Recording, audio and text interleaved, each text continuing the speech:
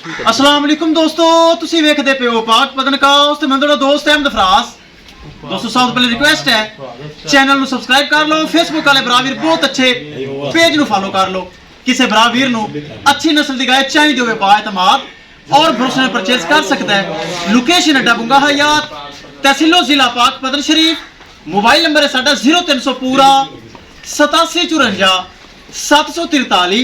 WhatsApp number भी यही है जी, तो लोकल नंबर भी यही है। किसी भरा वीर नु अच्छी नस्ल की गाय 20+ तो लैके 30+ तक गाय चाहिए होवे माशाल्लाह। जानवर बहुत अच्छे, एक दूसरे तो वध के जानवर माशाल्लाह अवेलेबल है। किसी भरा वीर दिल करे राबता करके परचेज कर सकता है। ए माशाल्लाह फर्स्ट टाइमर पहले नवच्ची डच फ्रीजियन ए चेक करो माशाल्लाह, बहुत अच्छी सूप पई बच्ची दी।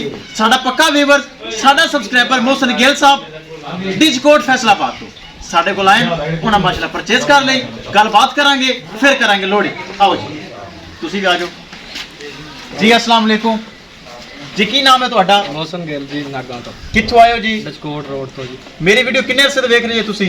3 साल हो गए। 3 साल हो गए, ठीक है।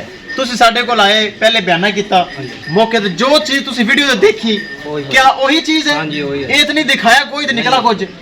ਤੁਹਾਡਾ प्यार मोहब्बत होया? तुसी साडे ते राजी हो? चलो अल्लाह ताला ਤੁਹਾਡੇ नसीब विच करे। कैमरामैन साहब गड्डी नंबर एक चीज करो क्लियर ते करो।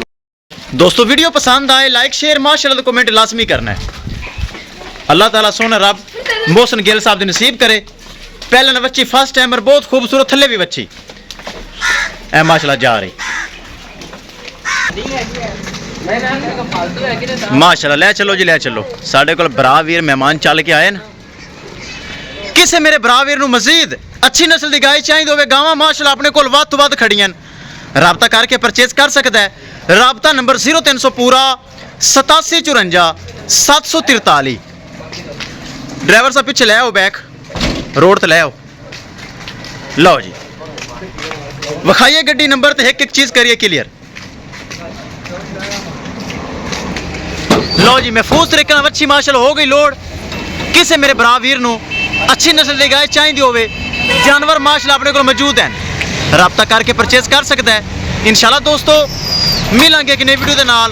अपने फराज दोस्त को इजाजत, अल्लाह ने के बाद। लो जी अल्लाह दे सुपुर्द, अल्लाह ताला खैरी सलामती पहुंचावे।